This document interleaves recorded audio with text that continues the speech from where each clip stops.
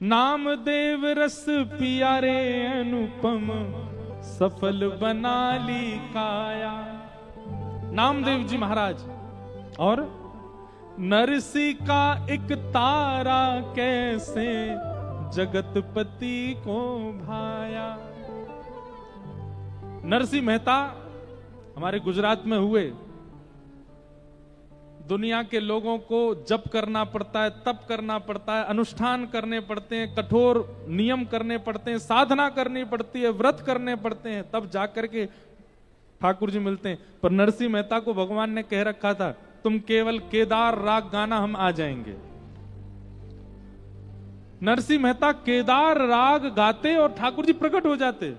नरसिंह मेहता रोज केदार राग गाते थे मंदिर में बैठ करके। नरसिंह मेहता को तो चलते फिरते ठाकुर जी दिखते, पर जितने श्रोता बैठते थे उन श्रोताओं को भी ठाकुर जी की कोई ना कोई झांकी का अनुभव होता था। कभी ठाकुर जी की माला गिर जाती थी, कभी ठाकुर जी की वंशी हिल जाती थी, कभी ठाकुर जी का मुकुट टेढ़ा हो जाता, कभी ठाकुर जी के कानों के कुंडल हिलने लगते। नरसिंह मेहता को तो प्रत्यक्ष ठाकुर जी दिखते, पर बाकी सब श्रोताओं को नरसिंह मेहता के प्रभाव से ठाकुर जी की लीला का कुछ ना कुछ अनुभव होता। नरसिंह मेहता बहुत दीन थे, ज्यादा धन नहीं था उनके पास। एक बार घर में कोई बहुत जरूरत थी तो किसी सेठ से उन्होंने पैसे उधार ले लिए। बहुत दिन तक लौटाए नहीं तो सेठ ने कहा, भाई पैसा दे दो। नरसिंह मेहता बोले, हम पे है नहीं, क्या करें। आप एक काम कीजिए, कुछ और ले जाइए धन के बदले। बोले, और कुछ भी तो तुम्हारे पास नहीं, ना तुम्हारे पास घर है, ना तुम्हारे पास कोई बैलगाड़ी है, ना तुम्हारे पास कोई व्यवस्था है, क्या लेके जाएं हम। तब सेठ जी के मुनीम जी बोले, सेठ जी, इसके पूरे नगर में ख्याति है कि जब ये मंदिर में जाता है दुनिया भर के राग गाता है, तब तक तो कोई बात नहीं, पर जैसे ये केदार राग गाता है ठाकुर जी की माला गिर जाती है। इसकी पूरे नगर में इसी बात से ख्याति है। इससे कहो अपना केदारा राग गिरवी रखे, जब तक हमारा कर्जा ना चुकाए तब तक केदार राग नहीं गाएगा।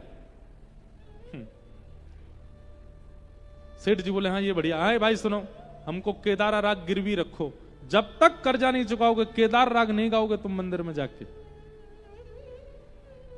केदार राग कैसे है?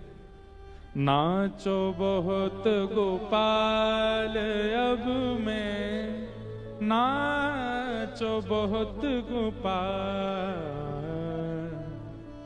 काम क्रोध को पहर चोलना, कंठ विषय की मां,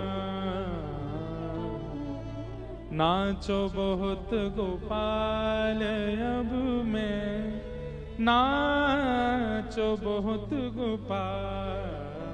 ये राग केदार। इतने भोले लोग हैं, हमको कई बार लगता है कि और ज्यादा खोल के समझाएं। इस पद को राग मत मान लेना। एक बार पंजाब में हमारी कथा चल रही थी, नहीं पंजाब में नहीं थी, पंजाब के लोगों ने कथा कराई थी कहीं और। तो हमने ये पद गाया, आंख बंद करके गाने लगा, नाचो बहुत गोपाल अब मैं। सूरदास जी कह रहे हैं, हे ठाकुर जी, मैं बहुत नाच लिया संसार में। कभी पत्नी के पीछे, बच्चों के पीछे, व्यवहार के पीछे, धन के पीछे, ख्याति के पीछे, ऐश्वर्य के, बहुत नाच लिया। अब मेरे इस नृत्य को बंद करो। पद का अर्थ ये है, आंख बंद करके मैं गा रहा था, नाचो बहुत गोपाल अब मैं। जैसे ही मैंने आंख खोल कर देखी, सारे श्रोता नाच रहे थे। मैंने धीरे से पूछा, मैंने कहा, आप लोग, ये तो बहुत धीमी ताल में पद गा रहा हूं, आप नाच क्यों रहे हैं? अब महाराज जी तुसी कहते हो ना, नाचो बहुत गोपाल, तो असी, अब मेरे पंजाबी नहीं आती, हमने सोचा कि नाचना है इस पद में, इसलिए आप में जय हो। कितने भोले हो आप लोग, बहुत सीधे। तो राग केदार धुन को कहते हैं। जिस धुन में हमने गाया वो धुन राग केदार है। तो ठाकुर जी नरसिंह मेहता राग केदार गाते थे। आज सेठ जी के यहाँ गिरवी रख दी, जब तक कर्जा नहीं लौटाऊंगा तब तक राग केदार नहीं गाऊंगा। नरसिंह मेहता बोले ठीक है भगवान, जब तक आपका कर्जा नहीं लौटाऊंगा राग केदार नहीं गाऊंगा। अब संभवतः आज ही के दिन मंदिर में कुछ परीक्षक आए हुए थे परीक्षा लेने के लिए नरसिंह मेहता की।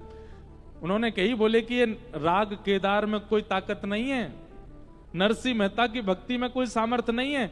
नरसिंह मेहता पतले सूत की माला पहना देता है ठाकुर जी को और भारी भारी उसमें फूल धर देता है और धीमी गांठ लगाता है। जैसे गाना शुरू करता है उसी समय माला टूट के गिर जाती है, लोग ताली बजाने लगते हैं। आज मोटे सूत में माला पिरो के हम पहनाएंगे ठाकुर जी को, और आज गिरा के दिखाए। और आज ही नरसिंह मेहता राग केदार गिरवी रखे आए थे जिससे ठाकुर जी प्रकट होते थे। ऐसी आपकी तरह भीड़ बैठी थी, परीक्षा लेने वाले भी वहीं बैठे थे। उन्होंने अपने हाथ से माला पहनाई थी, बोले हाँ नरसिंह मेहता आज माला गिर के दिखाओ ठाकुर जी की।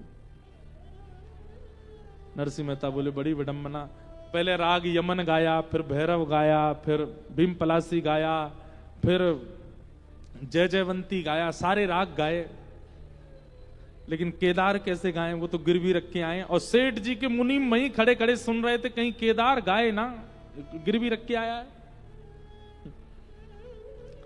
नरसिंह मेहता ठाकुर जी से बोले ठाकुर जी कुछ करो, मुझे परीक्षा में विफल होने का भय नहीं है, पर इतने लोगों के चित्त में जो आपके प्रति विश्वास और केदार के प्रति विश्वास, भक्ति के प्रति विश्वास है, वो विश्वास खत्म हो जाएगा, कुछ करो। ठाकुर जी इतने में ही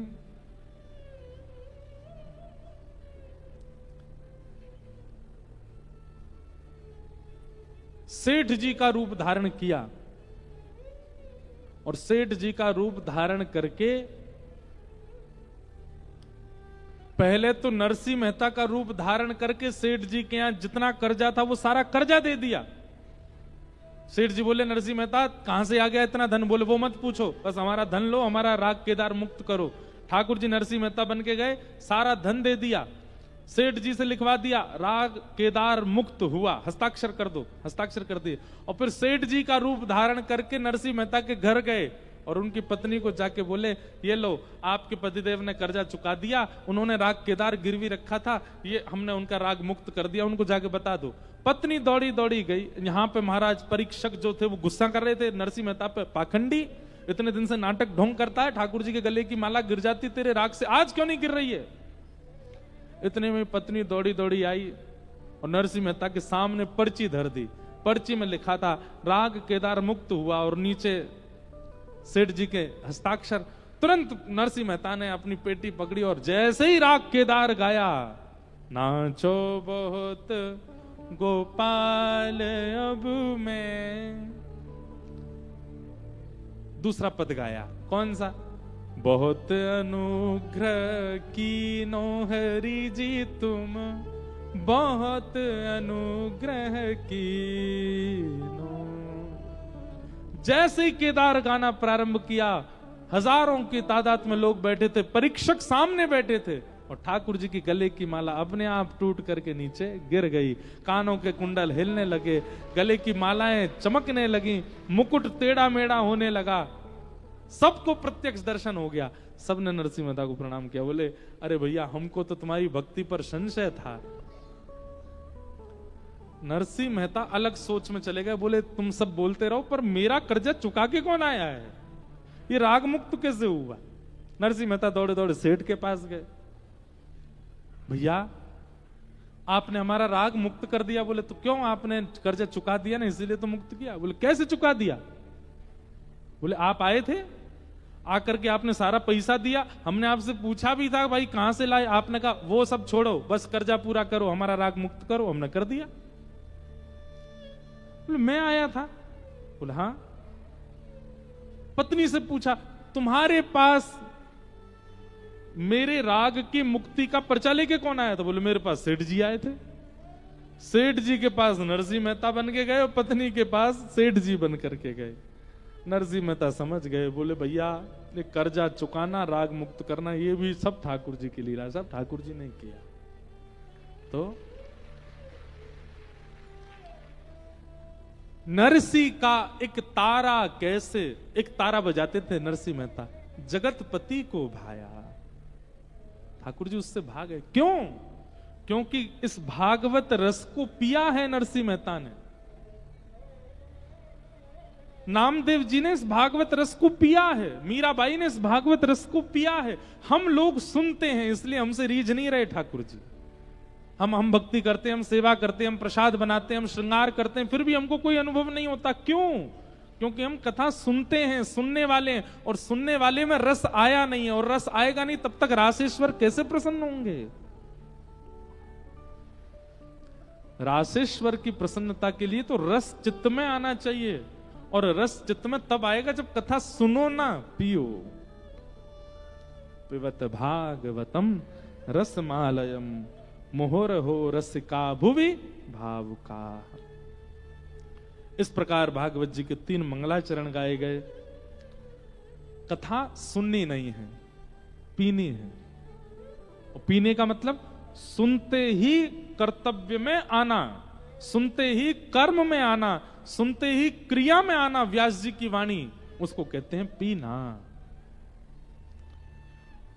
इस प्रकार 3 श्लोकों में मंगलाचरण हुआ। 88,000 सौनकादि ऋषि नैमिषारण्य क्षेत्र में बैठे थे, और सबने मानव कल्याण के लिए यज्ञ किया, पर यज्ञ से कल्याण साधन दिखा नहीं। तभी वहां सूत जी का आगमन हुआ, और सूत जी से 88,000 सौनकादि ऋषियों ने मानव कल्याण के लिए 6 प्रश्न पूछे। कौन कौन से 6 प्रश्न? किम श्रेय शास्त्र सारः स्ववतार प्रयोजनम, किम कर्म के अवतारश्च धर्मः कं शरणं व्रज।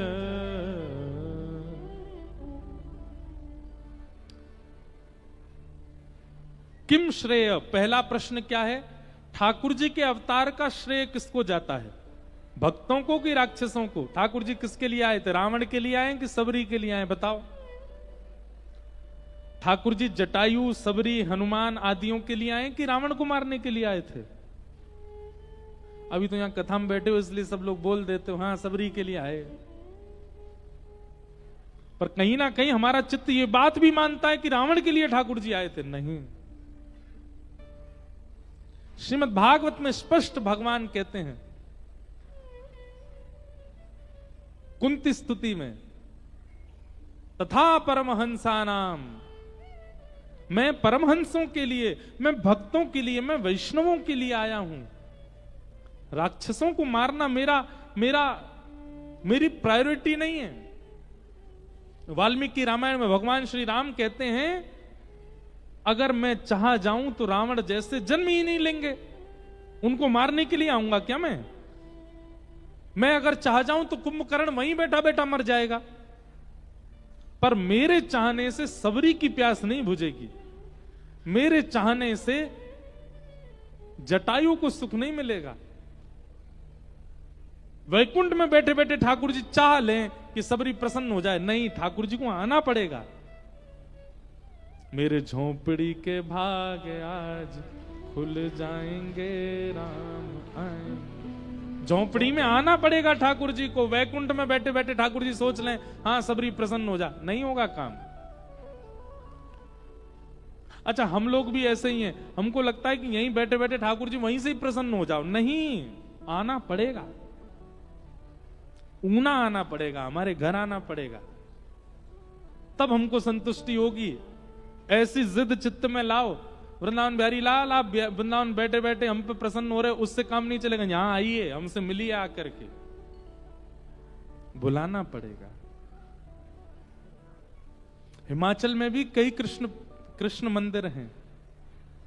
एक मनाली की तरफ जब जाते हैं तब वहां मंडी से आगे मनाली के बीच में श्री पेहरदास जी का एक स्थान है, भक्तमाल में कथा आती है, वहीं पर एक कृष्ण मंदिर भी है। और वहां भी किसी भक्त की कामना से ठाकुर जी पधारे। हिमाचल में पर्वतों में कई कृष्ण मंदिर हैं, कई कृष्ण प्रेमियों के लिए ठाकुर जी आए हैं। हिमाचल में भी आए, ऊना आए कि नहीं पता नहीं। अब ऊना नहीं आए तो आप लोग बुलाओ, ठाकुर जी को वहीं से संतुष्टि मत हो जाओ, ओ बिहारी जी वृंदावन से आनंद कराते रहो, नहीं नहीं नहीं हम आते रहेंगे। अरे अब आप आइए, हम तो बहुत आ लिए आपके पास।